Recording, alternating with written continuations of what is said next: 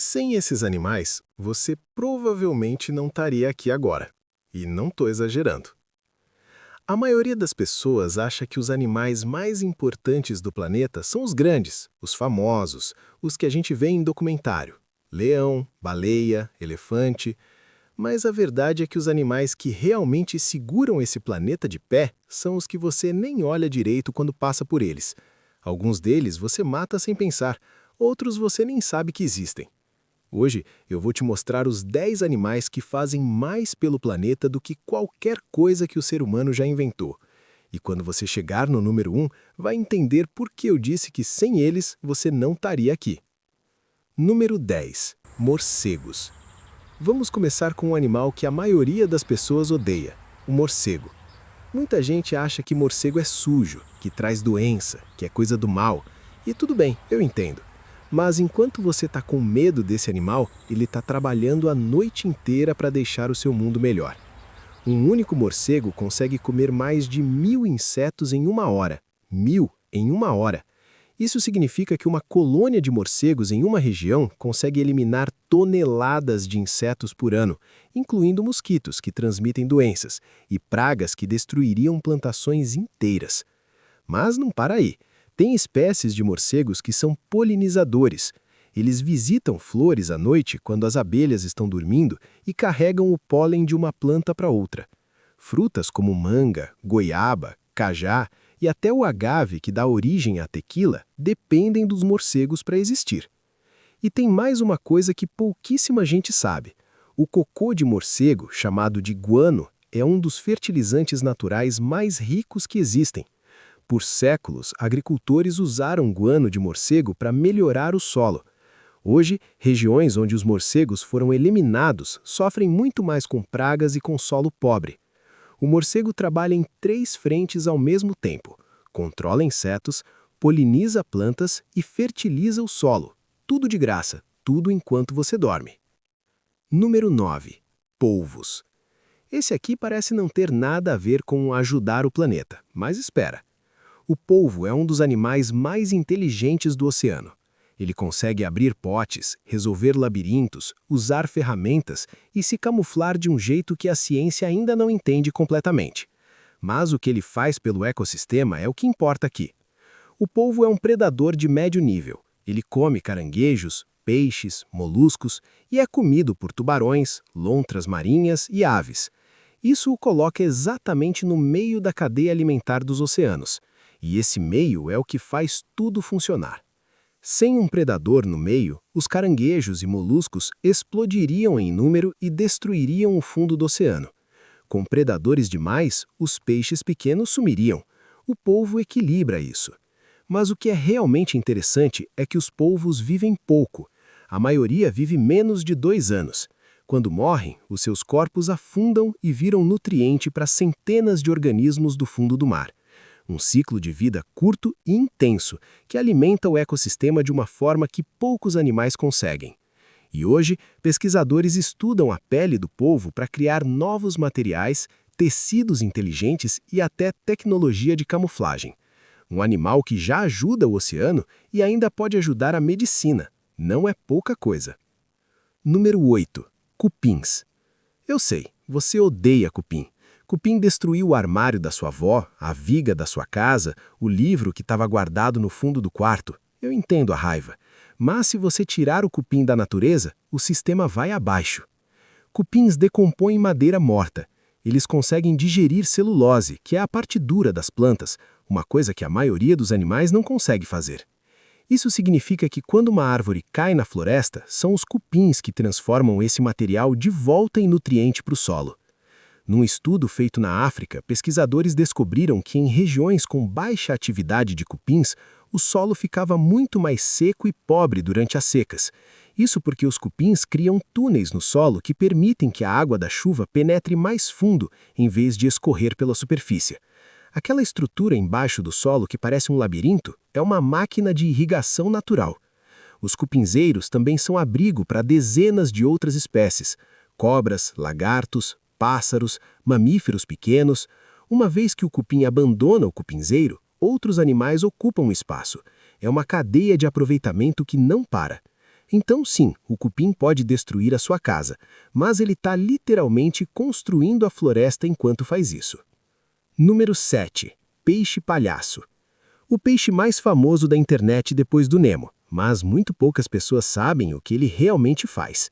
O peixe-palhaço vive dentro da anêmona, que é um animal marinho parecido com uma planta que tem tentáculos venenosos.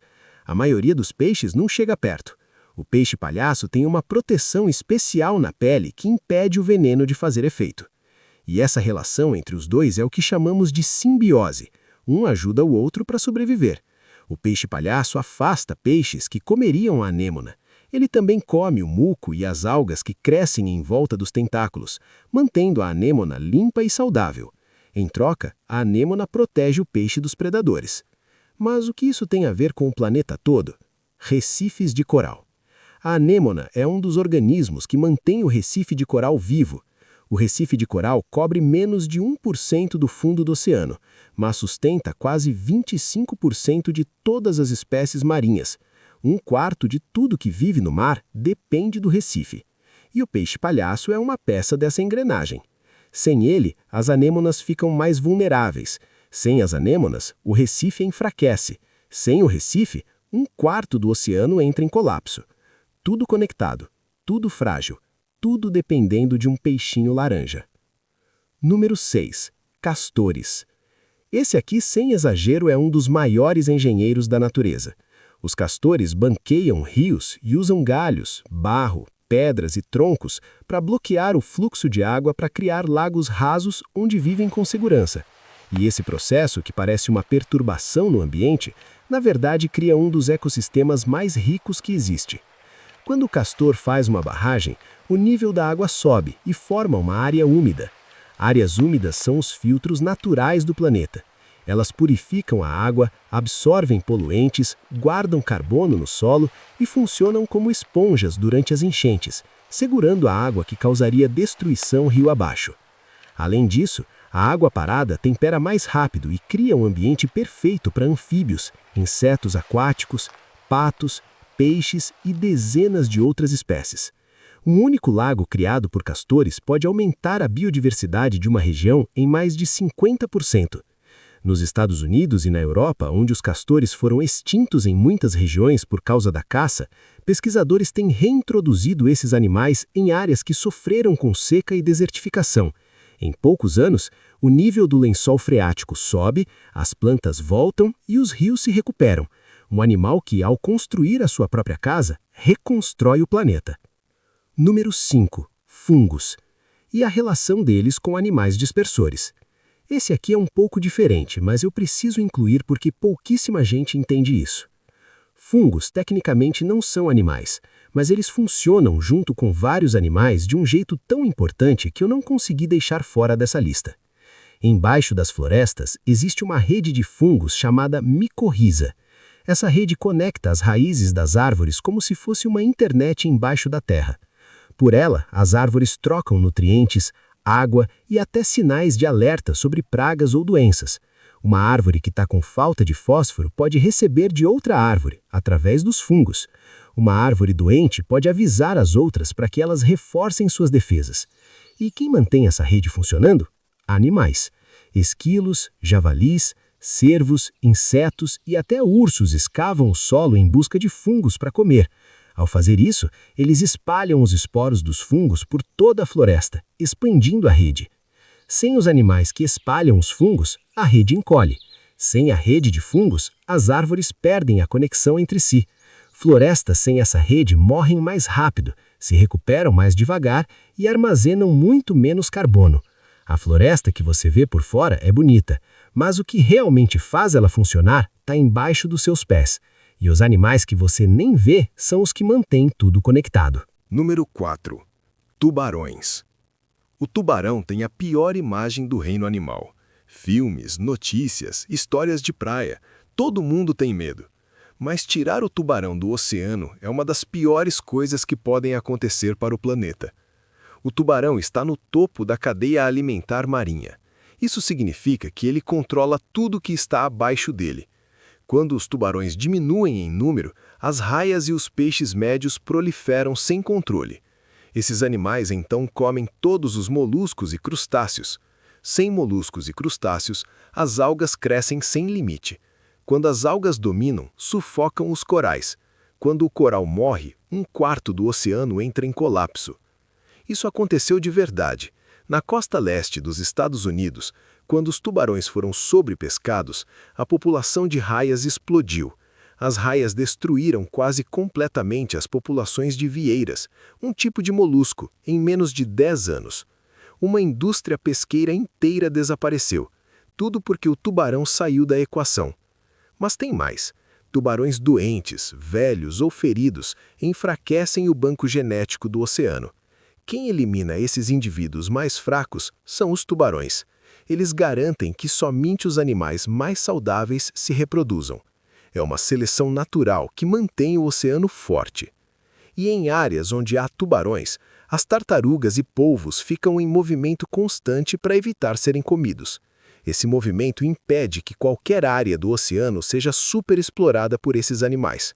O medo do tubarão literalmente organiza o comportamento de dezenas de outras espécies. Um predador que, ao existir, organiza um oceano inteiro. Número 3. Elefantes. O elefante não é só grande, ele é um arquiteto de ecossistemas. Na savana africana, os elefantes derrubam árvores. Na primeira vez que você ouve isso, parece que é destrutivo. Mas quando um elefante derruba uma árvore, abre um espaço onde a luz do sol penetra e permite que plantas menores cresçam. Essa variedade de vegetação cria habitat para dezenas de espécies que não conseguem viver em floresta densa. Nas florestas tropicais da África e da Ásia, os elefantes abrem trilhas ao se mover em grupos. Essas trilhas viram caminhos que outros animais usam para se mover, para fugir de predadores, para chegar a fontes de água. E as fontes de água? Os elefantes cavam poços com as presas durante a seca, buracos de até 1,5 metro de profundidade que chegam ao lençol freático. Esses buracos salvam a vida de zebras, girafas, pássaros e centenas de outros animais que não conseguiriam cavar sozinhos. O cocô de elefante também é um dos maiores dispersores de sementes do mundo. Um elefante come centenas de frutas por dia. As sementes passam pelo sistema digestivo intactas e são depositadas a quilômetros de distância, dentro de um pacote de adubo natural. Sem o elefante, muitas árvores grandes da África simplesmente param de se reproduzir. Estudos mostram que florestas onde os elefantes foram extintos têm até 50% menos diversidade de árvores depois de algumas décadas. O elefante não só vive na floresta, ele a cria. Número 2. Minhocas. Eu coloquei a minhoca no número 2 e eu sei que você está estranhando, mas aguenta. Charles Darwin estudou minhocas por quase 40 anos. Ele chegou a dizer que poucos animais tiveram um papel tão importante na história do mundo, e Darwin não era de exagerar. A minhoca vive no solo. Ela ingere terra, extrai os nutrientes orgânicos e excreta o resto. Esse processo, chamado de bioturbação, revira e areia o solo de um jeito que nenhuma máquina consegue replicar com a mesma eficiência. O solo com minhocas tem até 10 vezes mais nutrientes disponíveis para as plantas do que o solo sem minhocas. Os túneis que as minhocas fazem permitem que o ar e a água penetrem fundo no solo. Isso significa que as raízes das plantas crescem mais fundo, alcançam mais água e ficam mais fortes. Em regiões de seca, o solo com alta população de minhocas retém umidade muito mais tempo. E tem a questão da decomposição. A minhoca é uma das maiores responsáveis por transformar matéria orgânica morta, folhas, galhos, animais, em humus, que é o componente mais rico e nutritivo do solo. Sem minhocas, esse material se acumula na superfície e não volta para o ciclo da terra. A agricultura industrial, com o uso excessivo de pesticidas e o solo compactado por máquinas pesadas, está matando as populações de minhocas, em todo o mundo. E os resultados já aparecem: solo que precisa de cada vez mais fertilizante artificial para produzir, terra que seca mais rápido, raízes mais fracas, colheitas menores. Uma minhoca de 15 centímetros que você pisa sem pensar é um dos pilares da alimentação de 8 bilhões de pessoas. Número 1. Abelhas. Não tem como ser outro animal. Você provavelmente já ouviu que, se as abelhas desaparecerem, a humanidade tem 4 anos. Essa frase é atribuída a Einstein, mas provavelmente não foi ele que disse. Mas a ideia por trás da frase é verdadeira. Cerca de 75% de todas as culturas alimentares do mundo dependem de polinizadores. Abelhas são responsáveis por polinizar maçãs, laranjas, morangos, abacates, amêndoas, café, chocolate, tomate, bóbora e centenas de outras culturas. Sem abelhas, você não perde algumas frutas, você perde a maior parte do que está no supermercado. Mas vai além disso. Abelhas polinizam plantas silvestres que formam a base da alimentação de pássaros, roedores, cervos, ursos e praticamente tudo que vive em terra. Quando as abelhas somem de uma região, o impacto se espalha por toda a cadeia alimentar. Primeiro as plantas, depois os herbívoros, depois os predadores. Einstein ou não, os números são reais. A contribuição econômica global das abelhas à agricultura é estimada em mais de 500 bilhões de dólares por ano. Sem elas, a produção de alimentos no mundo entraria em colapso em anos, não décadas. E o problema é que as abelhas estão sumindo. O uso de pesticidas agrícolas, a destruição de habitats naturais, as mudanças climáticas e as doenças introduzidas pelo ser humano estão reduzindo as populações de abelhas em todo o planeta. Em algumas regiões da China, onde os pesticidas eliminaram completamente as abelhas locais, agricultores já polinizam flores à mão, com pincel. À mão, um trabalho que bilhões de abelhas faziam de graça. A abelha não é um inseto que faz mel, ela é o sistema de entrega que alimenta o planeta. É a engrenagem central de um motor que move toda a vida na Terra. Cada vez que uma abelha pousa numa flor, ela está garantindo que o mundo continue produzindo comida, que as plantas continuem existindo, que os animais continuem tendo o que comer. Tudo começa com um inseto de 1 centímetro que a maioria das pessoas espanta com a mão. Então é isso. 10 animais que seguram esse planeta de formas que a maioria das pessoas nunca vai parar para pensar. Morcego, polvo, termite, peixe-palhaço, castor, fungos e seus dispersores, tubarão, elefante, minhoca e abelha. Cada um deles fazendo um trabalho silencioso, invisível e absolutamente essencial. A gente vive num planeta que funciona porque esses animais fazem a parte deles, e enquanto o ser humano continua destruindo o habitat, usando pesticida, caçando e poluindo, o sistema vai perdendo peças. Quando uma peça sai, as outras ficam mais sobrecarregadas. E quando chega num ponto crítico, não tem como consertar. Não precisa ser biólogo para entender isso. Precisa só olhar um pouco mais fundo para coisas que você passa por cima todo dia. Se você achou esse vídeo interessante, se inscreve no canal para não perder o próximo.